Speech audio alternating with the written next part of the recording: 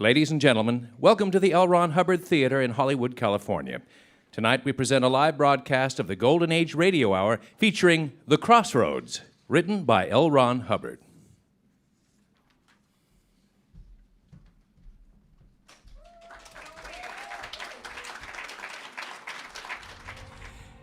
It was not like Eben Smith to resign himself to the fates and vagaries of an economic muddle he could not fathom. It ain't right. He said that dawn to Maria, his wife, and Lucy, his horse. I can grow crops, and I know crops. And there ain't nobody in Jefferson County that can grow more crops per acre and, what's more, better corn per stalk than me. And when it comes to turnips and squash and leaf lettuce, I reckon I ain't so far behind. And by cracky, there must be some place where the stuff can be sold so folks can eat. Well, the government paid you right smart for all that plowing under you did, Eben. Well, I reckon I don't give a spit how smart they paid me. 'Cause it all went out in taxes so they could pay me again. No, sir, Maria. And here he had to pause and grunt while he made Lucy, the horse, take the bit. Well, it ain't right. Them city papers, when they ain't a-talking about some foreigner fighting, some other foreigner is saying how people is starving in the streets. Come on, Lucy, get that bit there. Well, I can't figure it out. Here I'm the best corn raiser in Jefferson County, and I got lots of corn and squash and turnips and leaf lettuce, and too. By gum, and still, the government says I got to stop raising what I planted and plow under what I'm going to plant. Now, that make any sense. It's like that government man said yesterday when I asked him what the ding-dong it was all about. The economic problems is acute.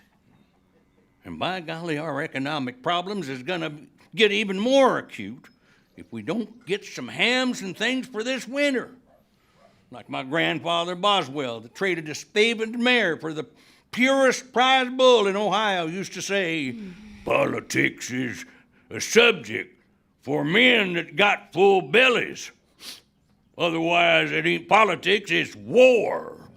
Mm-hmm. Well, we ain't no paupers. We got to be supported by an old charity, and if these folks starving in the city, well, I reckon they got something or other to trade for turnips and truck. Eben, come on now, don't you go get nothing to get the government mad with you.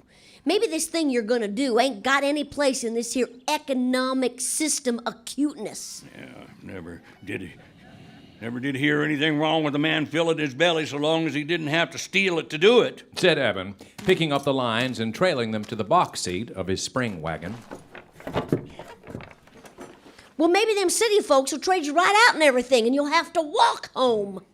Listen to that woman, said the offended Eben to Lucy, the mare. Maria, I reckon it's how you're forgetting that time I swapped a belt buckle for one of them newfangled double-action hand-lever self-draining washing machines for you. Get up, Lucy.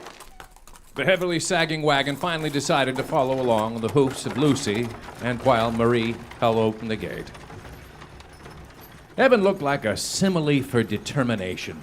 His lean, wind-burned, plow-hardened, tobacco-stained, jeaned, shrewd-eyed self might have served as a model for a modern painter in need of a typical New Englander type, peculiar to the Middle West. But Eben was not quite as sure as he appeared.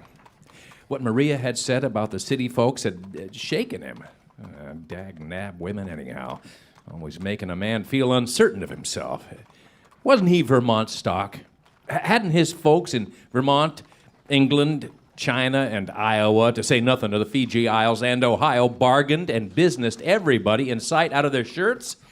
Yankee traders, or the direct descendants of them, were just plain impossible to trim, unless it was by each other. Still, he'd never been away from this expanse of green and yellow prairie, and no matter his own folks, he wasn't sure. Maybe them stores in the city wasn't as easy to deal with as Jeb Hawkins down at Corn Center. Well, he looked with misgivings at his wagon load.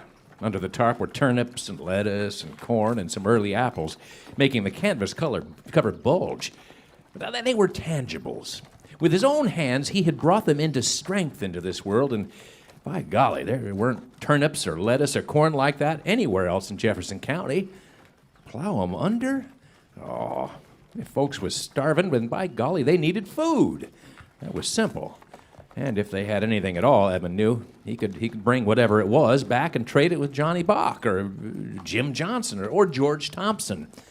They had hams and a lot of other truck Eben needed. Surely it was a simple transaction. Because he lived down at the south end of Jefferson County and had always traveled north to Corn Center, he was not sure of his road, nor indeed sure of his destination. People spoke of the city and pointed south, and that was little enough to go on. Twice he paused and asked directions, getting vague replies, and drove on. Dusk came, and then darkness. And Eben, disliking to stop because he might yet see the city in the distance, continued onward. When the stars said it was about 8, and when Eben was about to give up for the night, he came to a crossroads.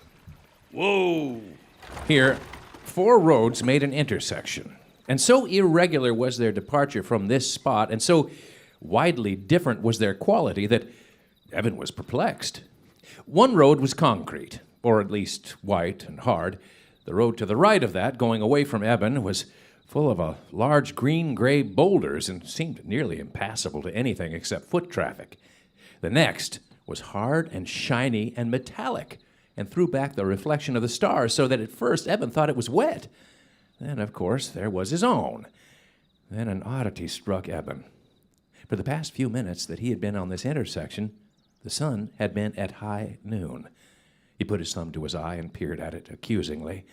And then, because it was quite definitely the sun and obviously there, he shook his head and muttered, Never can tell what the gall-darn government's gonna do next.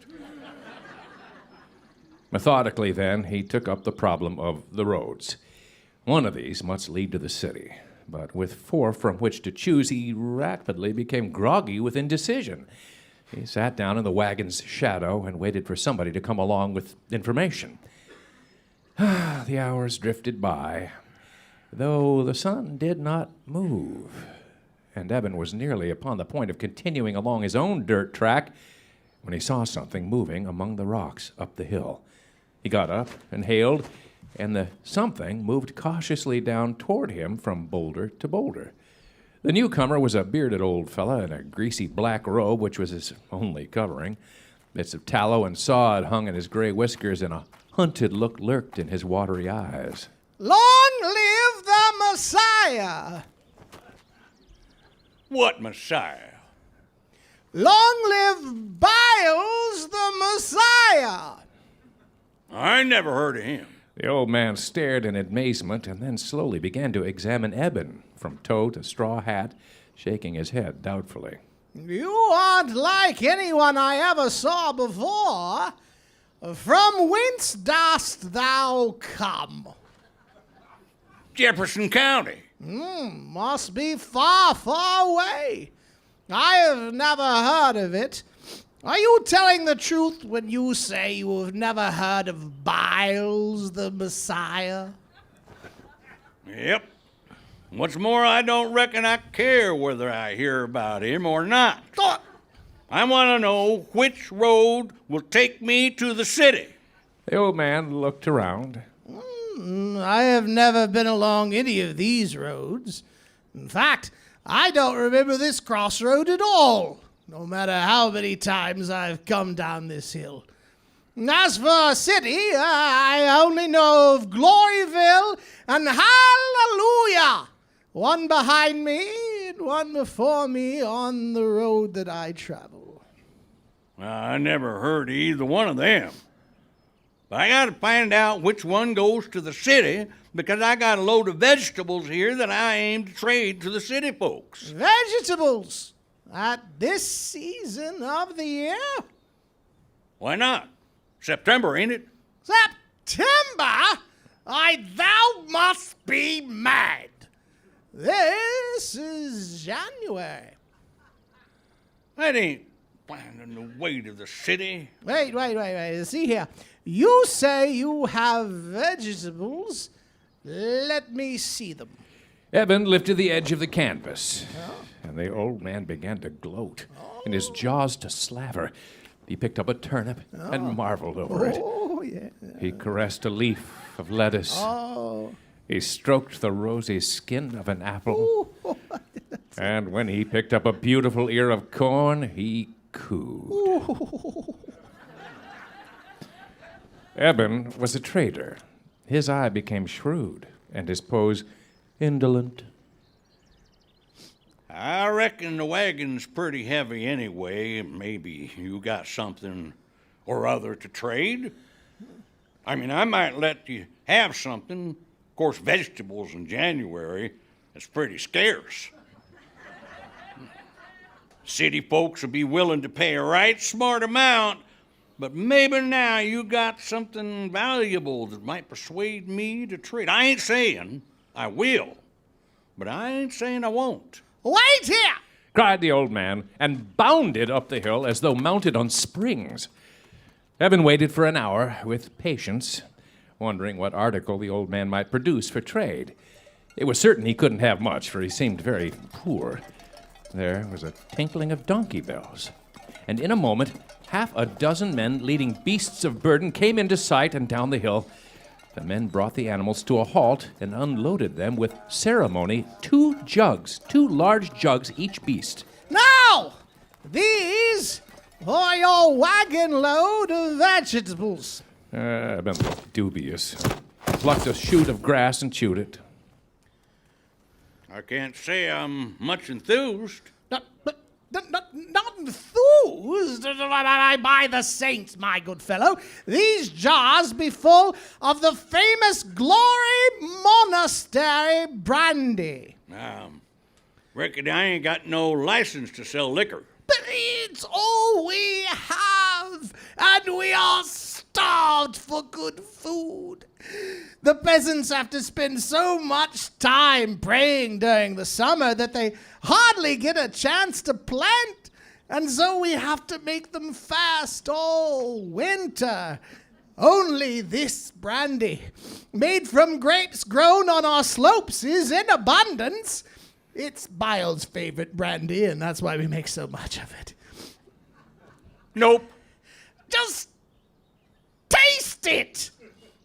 Don't drink. I reckon I better be getting on to the city. Not gonna, please don't leave. Carlos, run back and bring up 12 donkey loads of brandy. Carlos and the others hurried away, and Eben philosophically chewed his shoot of grass until they came back, and the additional 24 jars were unloaded. Now will you trade? It came to Eben that many of his vegetables might possibly spoil if he kept them until he reached the city, and, of course, he might be able to do something about the brandy. Well, I might give you a few things. This brandy is pretty cheap in the city. How much will you give us? Well, I was thinking maybe a quarter of a load, you see. After all, you only got about 36 jars here, and they hold maybe not more than 5 gallons apiece. And that's only about 180 gallons of brandy, see?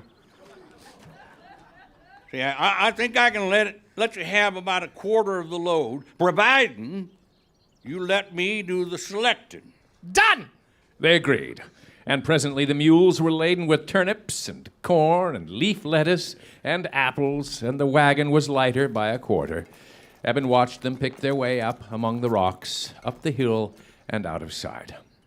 He then began to lift the brandy off the road and into the wagon, but very soon he found, to the tune of a snapping spring, that he had made far too good a trade. Scowling, he started to walk up the hill to see if he could find a sapling with which to mend his wagon. But he did not get far from the wagon before the thump of marching feet brought him hurrying back.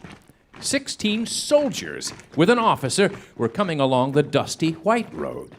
Eben was not familiar with the dull black of their uniforms, but he suspected that maybe the government had changed the colors since he'd last seen army men. The officer stared at Eben, and then at the wagon, and then at Lucy, and then back to the wagon. Finally, his eye lingered upon the jars.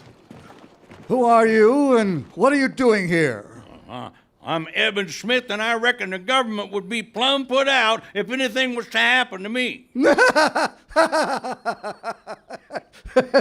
Put out. My man, I suppose you don't realize that a totalitarian state is far too powerful to be overthrown. You have seen what happens to the enemies of the great dictatorship.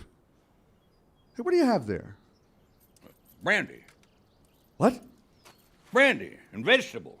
And what, may I ask, is brandy? Well, you drink it. I must inspect this. Eben got out a water bucket from his wagon, poured a couple of gallons of brandy into it. He handed the bucket to the officer, who drank thirstily. It surprised Eben that the fellow did not choke or gasp, and then he realized that this brandy must be of a very smooth quality indeed. The officer handed the bucket on to his men, and very soon it was empty. Fill it up. About half an hour later, the officer and the soldiers were sitting in a semicircle around the tail of the wagon, telling each other they were all the best of friends. All right, fill it up once more. Huh? Eben filled up the bucket, but he did not present it. Who's going to pay for this? Brandy's expensive. Well, charge it to the state. And then he thought better of it and reached into his pocket, bringing out a roll of paper, and he tendered a bill. Here, that's plenty. Now, give me the bucket. Well, this must be Confederate money, like my grandfather Boswell used to talk about. It won't pay for the brandy. Sergeant, arrest this man for treason. But when the sergeant got up, he promptly fell flat on his ugly face. And when the soldiers got up, they fell down. Well, maybe you could take something else for payment. Evan had been wishing for some time that he was not there all alone at the mercies of these soldiers. And now he looked at them shrewdly.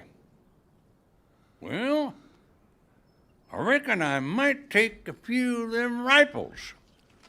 What? Well, this brandy's pretty expensive.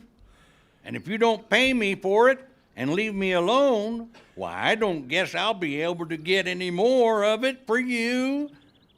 Maybe I can trade some of these rifles to Jeb Hawkins for rabbit hunting. I can't do it. No more brandy. Oh, all right. 3 hours later, the last soldier had wobbled away, and 16 rifles, 16 bullet bandoliers, 1 automatic, and 5 clips lay under the canvas along with the vegetables. Evan was certain now that he would not abandon so much as a drop of the remaining 170 gallons of brandy. He was just about to explore the metal road when something was seen to be moving along it. Evan went back to his wagon and waited. Oh, it was the strangest kind of vehicle he had ever seen, for it had no wheels. It was just a big, gleaming box which scudded along the surface without a sound. There was something frightening about it. When it came abreast of the wagon, it stopped, and a section of it clanked outward. A thing, which was possibly a woman, leaned out, staring at Evan. Its head was nearly as big as its body, and it had 2 antennae waving above its brow, as well as its huge pupilless eyes. Must have escaped from some carnival or something. Inte du bitsy nusted habbarörs und Johnson Catanutter. Reckon you must be some foreigner. I don't understand you. Rettet herken habischen burden bisten furniture, right? Can't you talk English? The driver got out. Her spindly legs did not lift her to a height in excess of Eben's shirt pocket. She began to rummage around inside the cab of the wheelless vehicle and finally produced some sort of instrument. This she plugged into a hole in the side of the vehicle and then aimed a sort of megaphone at Eben. Ritter Erder's Biskern Shotfakin give us from Hubbard it? That's a funny-looking outfit you got there, but shucks, I seen a lot of radios that was better than that. The thing don't even play. The driver twiddled the dials while Eben spoke and then, much mystified, left off. This will turn it rickety. That don't do no good. I can't understand a word of it. On that, the driver beamed. She tuned one dial sharply. Then you speak elementary English.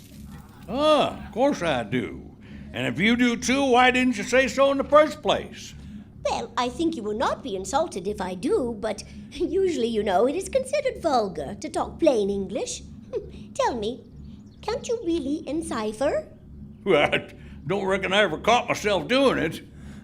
The driver walked around Eben, examining him. In our language schools, you know, we encipher and decipher as we speak. It is grammatically correct. But you seem to be from some very distant land where plain English is still spoken. It must be a very dull place. Well, I reckon we get along. So what do you got in that thing anyway? The truck? Oh, there's some junk. I was taking it down to the city dump. What have you got in that thing? Well, I got some brandy and I got some vegetables, but hey, they're pretty valuable. Brandy? Oh, yeah. Vegetables? I don't know those two words. Eben chuckled to himself, and this lady was accusing him of being ignorant. Well, I'll show you. He gave the woman an apple, and the driver immediately pulled a small lens of a peculiar color from her pocket and looked it all over. It's to eat. Eat? Sure. More anxiously than before, the driver remade her examination. Well, there's no poison in it. And then she bit it with her puny teeth and presently smiled. That is very good indeed. Richard had right. And now don't start that again. Well, it's excellent. Do you have many of these? Well, hey, they're pretty rare. Well, what is that in the jars? Eben gave her a drink of the brandy. And again, the driver beamed.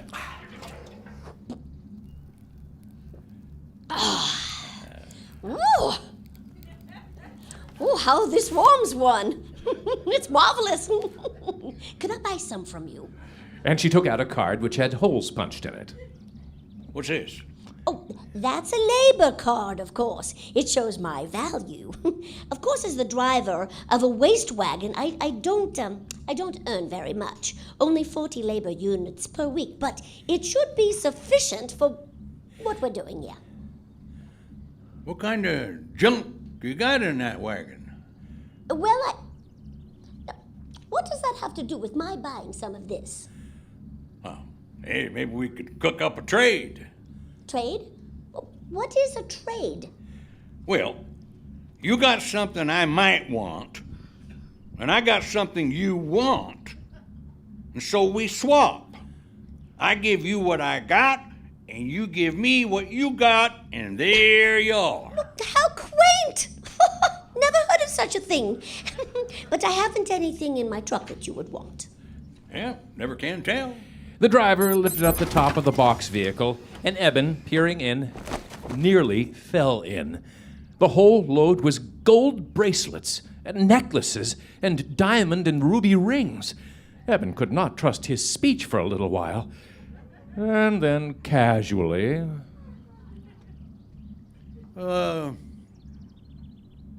That looks like gold. Well, yes, of course. Real gold. Certainly. Reckon? You figure this ain't much account. Well, since transmutation factories lowered the price on gold to 3 units a ton, nobody wants to wear it. And the street department had to clean up the back of the women's distribution center. And so I'm taking it down to the city dump, of course. It is much easier to make sand into gold than to remelt the gold. Well, then I reckon this load is worth, three a ton, maybe $6-7. Tell you what I'll do. I'll give you a basket of apples and a jar of brandy for the lot. The driver looked at Eben in astonishment, and then, before the man could change his mind, leaped into the truck and backed it swiftly to eject the load of jewelry beside the spring wagon. Sweatingly, She then lifted the 5-gallon jar of brandy and the basket of apples into her cab and went scudding back from whence she had come without another word.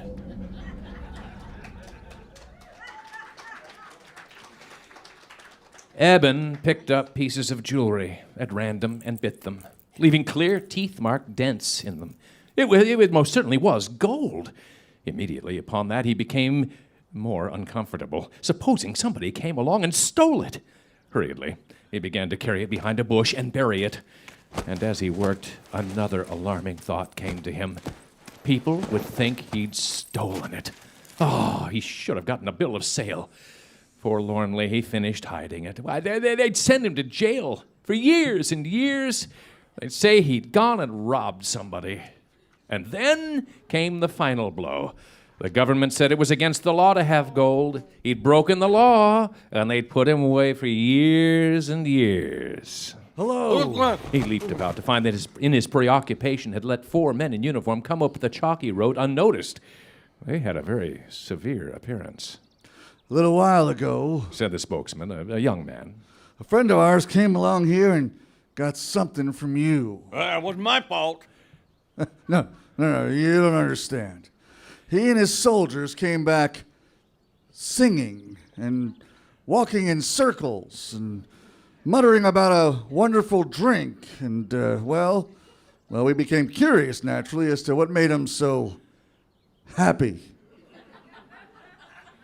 Well, I guess it won't do no harm. It was brandy. There's some of it in the water bucket here. The spokesman drank, and he smacked his lips. He passed the bucket to his companions, and they drank ecstatically, handing the empty bucket back for replenishment. No? Sir, we are officers in the Hurricane Guard of the dictator himself. Well, that don't make no difference. If you want brandy, you gotta trade me something for it. They studied him for a while, and then went into conference among themselves.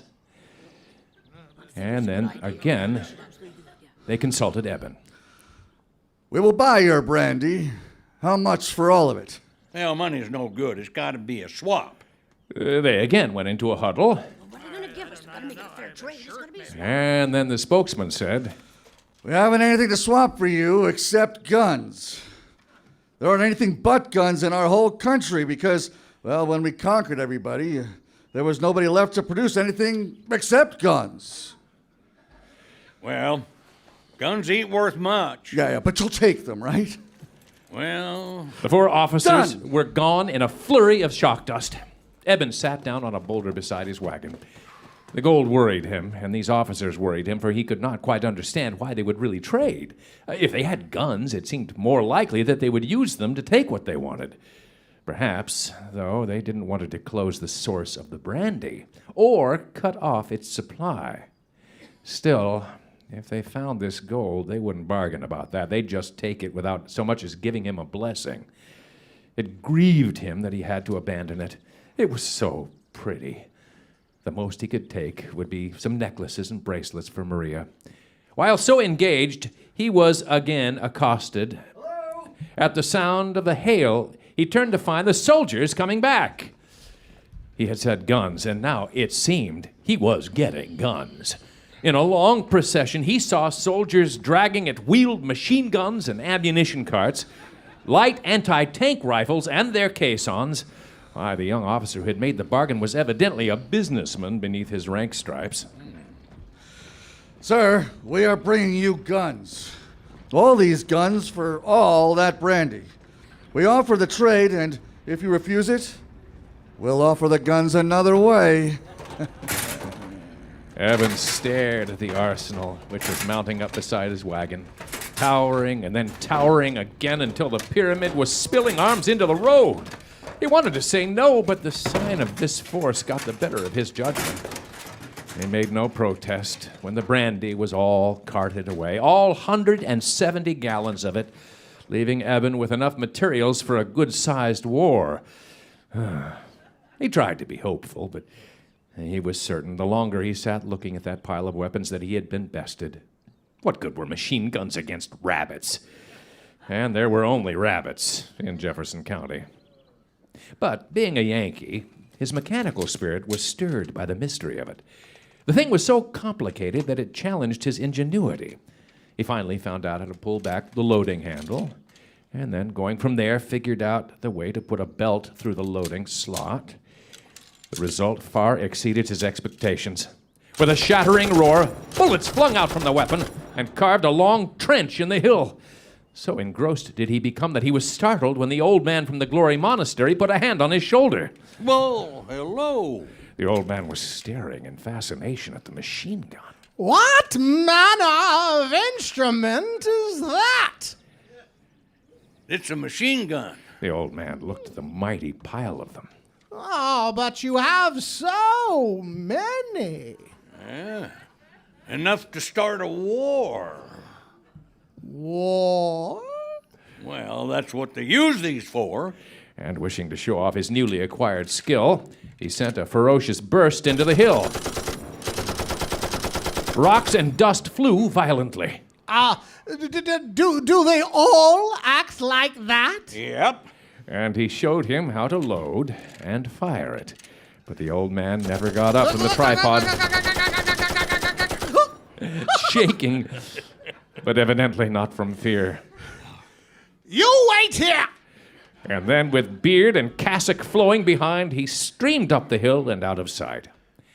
He was gone for nearly 2 hours, and Eben began to think that he had been scared away, and was just beginning to swear at himself for not having traded off some more vegetables when the old man came streaming back, followed closely by several monks. Now, do that again. What? Shoot that thing. Eben loaded and fired it. And the newcomers tut-tutted as they watched the dirt fly out of the hill. Are they all alike? Some are a little bit bigger. Let's see how they work. Eben wheeled out an anti-tank rifle, and after thinking it over for a few minutes, got it loaded and fired. The shell blew a great gouge from the hill and lifted a boulder 10 feet in the air. You see? Said the old man to his friends. We see. And? You are right. Bring on the donkeys! At a signal, nearly 100 donkeys came tinkling over the hill, each one loaded with 2 5-gallon jugs of brandy. Wait a minute. You want to trade that for these guns? Oh, certainly. We're sick of shouting, "Long live Biles," from morning until night. Besides, we don't think that he's the Messiah. We're almost certain that I am.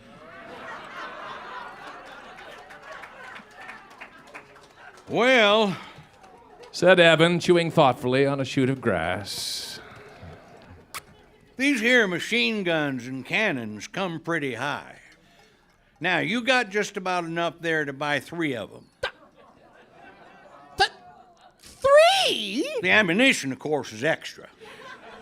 Well, the old man looked at the guns, and then at the long line of donkeys.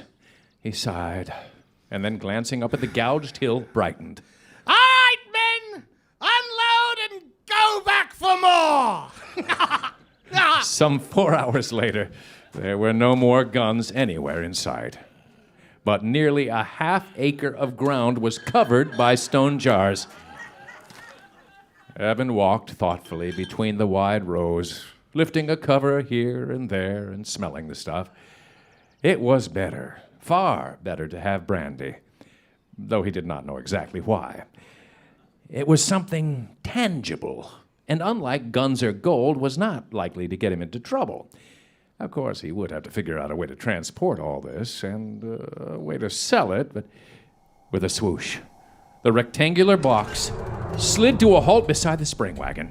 Lucy, the horse, looked inquiringly at it, and then went on chomping her grass. Hello. I came back about those apples. Yeah? I brought another truckload of gold for a basket of them. Oh, no. You mean you won't trade like you did? Nope. Say, you can't do that. What? I sold those apples for a labor unit apiece, and I've got buyers until I can't count them. You can't refuse. Nope, no trade. Not even one basket. Not just one. This is much better than gold. I got it off the dump north of town. It's in bars. Nope. Oh, you don't have to give me one of those jars. That made everybody sick. So you're only getting a better bargain than ever. Only half of what you gave me before and twice as much weight in gold. Nope. The antenna waved in disgust, and the driver leaped into the other end of her wheelless truck and swooshed away from there without even saying goodbye. Eben sighed deeply. It pained him to have to refuse such a trade, but if the government said that having gold was agin the law, then it was agin the law. He'd already put his neck in the noose for having a couple of tons of it. There was another steady tramp nearby, and Eben whirled to see that the white road was thick with soldiers and guns. They were marching without regard to order, and each one was eagerly towing some sort of weapon, and some had, among them, a big piece of artillery and its caissons. The air was thick with the dust of their coming, and the road about Eben was thick with clamoring men. We want some of that. Said a junior officer, thrusting a submachine gun at Eben. He'd evidently already had a drink from his luckier mates, just enough to stimulate his desire for more.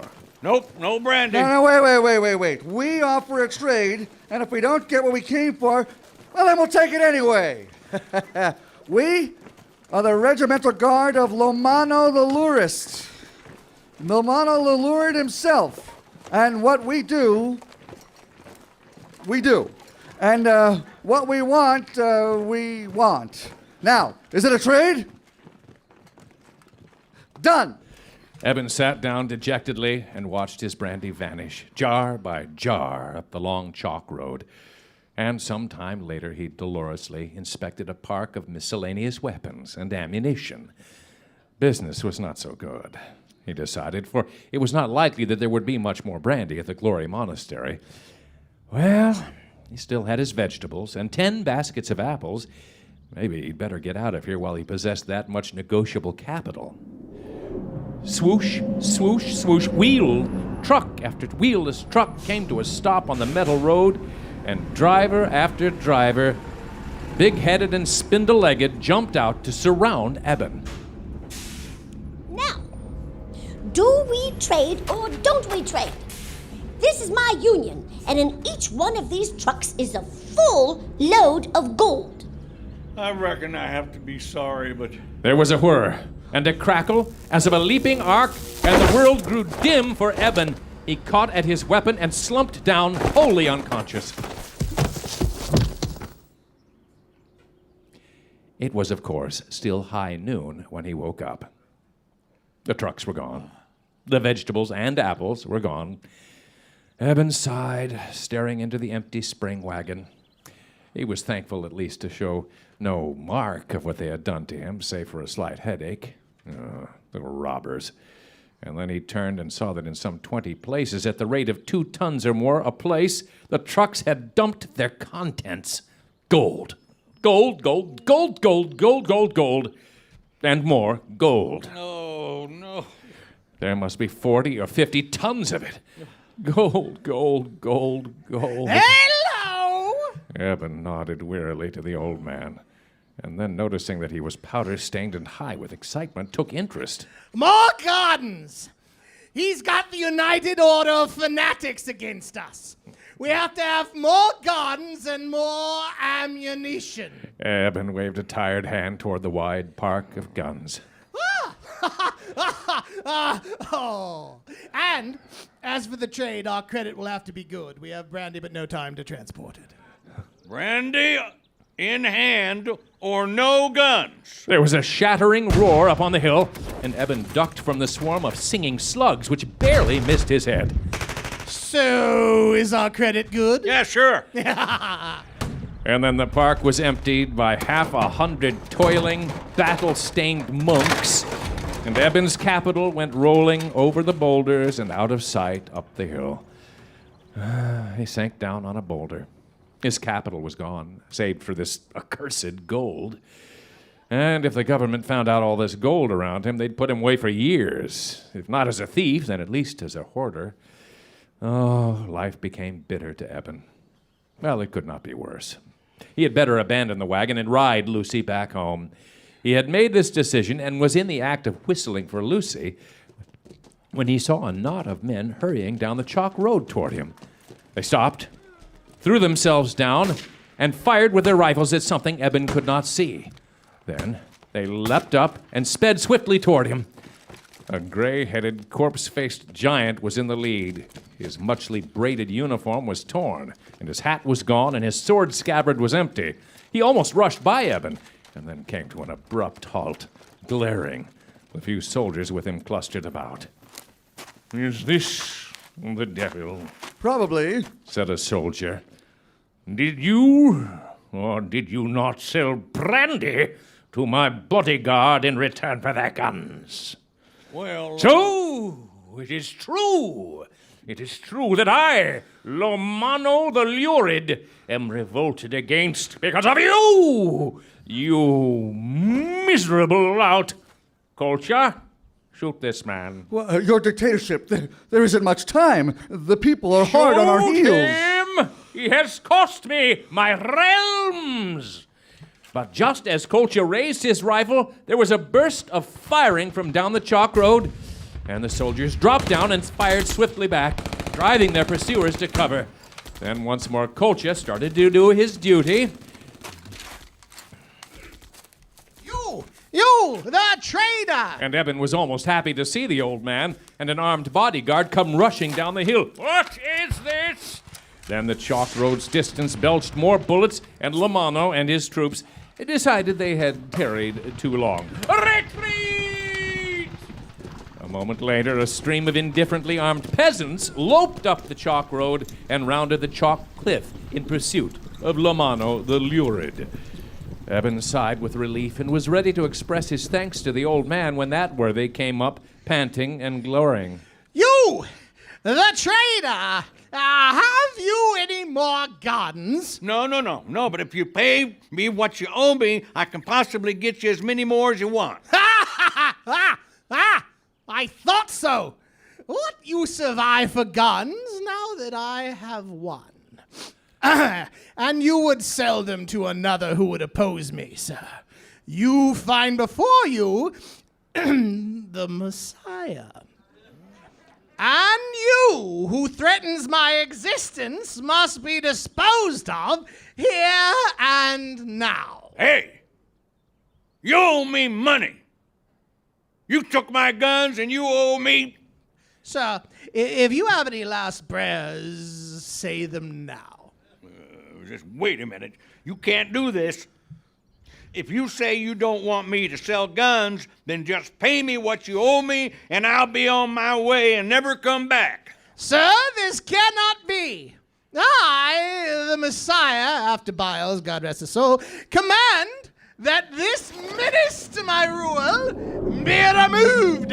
Swoosh, swoosh, swoosh. 3 wheelless cars, not dissimilar to the trucks, save that they had windows instead of blank sides, rushed up to a halt on the metal road. Out of them poured a swarm of big-eyed men with antennae. The new Messiah gaped at the weird beings, and his men in alarm fell back.